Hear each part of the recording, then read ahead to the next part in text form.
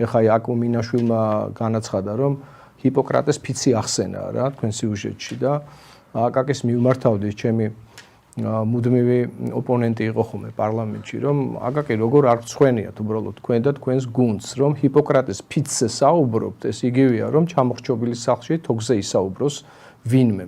მაშინ, როდესაც თქვენ დროს ყოველწლიურად 150-დან 230-მდე გარდაცვლილი ადამიანი ციხეებში ყოველი მეორის მიმართ იყო გამოტანილი ასეთი პათანატომიური დასკვნა, რომ მათ აღენიშნებოდათ მრავლობითი ესკორიაციები, მრავლობითი ჩაქცევები, მრავლობითი დაზიანებები, რომელიც დაკავშირებული არ იყო რაიმე ტიპის ქირურგიულ манипуляციებთან.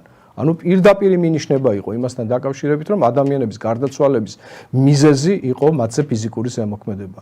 უფრო შორსაც რომ წავიდეთ, სიკვდილის ექსპორტი უწოდა გიორგი ტუღუშმა იმ ფაქტს, რომ ცოცხალი ადამიანები თითქოს ცოცხლები გადაყავდათ სამატყოფოებში სამკურნალოდ, რატომ რომ გარდაცვალების სავალალო სტატისტიკა არ დასწეროდა პენტენციურ სისტემას, ანუ ციხეებს, ანუ მთავრობას. და არ ყოფილიყო ეს შემდგომში მათთვის ძალიან ძიმე, ასე ვთქვათ, ფაქტი და ამბავი საერთაშორისო უფლებადაცვითი ორგანიზაციების წინაშე ანგარიშების მოხსენების და მოსმენის პროცესში. ანუ გარდაცვლილები მიყავდათ როგორც ცოცხლები წერდნენ ეპიკრიზებს და ასეთი ტიპის სამატყოფოს მთავარი ექიმები შემდგომში საკრებულოებში შეყავდათ და სხვადასხვა ლგოტებით სარგებლობდნენ. დიახ, ეს ხდებოდა აკო მინაშვილო თქვენ დროს და კარგად გაიხსენეთ, ესე იგი რასთანა გაქვთ საქმე, როდესაც ჰიპოკრატეს ფიც ასე ვთქვათ ახსენებთ. დიახ, ნევროპათოლოგი ოთარ თოიძე იყო ჯანდაცვის კომიტეტის თავმჯდომარე სააკაშვილის პარლამენტის დროს. დიახ, ის იყო პოლიტიკოსი, ის იყო მისი პოლიტიკოსი, ის იყო მისი გუნდის წევრი და რა თქმა უნდა ის იქნება მიკერძოებული მასთან დაკავშირებით. მარიამ ჯიშკარიანი ფსიქიკურ ჯანმრთელობაზე მთავარი პასუხისმგებელი პირი არასამთავრობო სექტორიდან, რომელმაც იმ დროს დააფუძნა ცენტრი ემპათია, რომელიც ოპერირებდა უშუალოდ საჟელასრულებით დაწესებულებებში, იქ მათ თავიანთი კაბინეტები ჰქონდათ. ცენტრი ემპათია ეწერა ამ კაბინეტებს და რატომ ჰქონდათ? იმიტომ რომ იმ რეპრესიული მანქანის შედეგად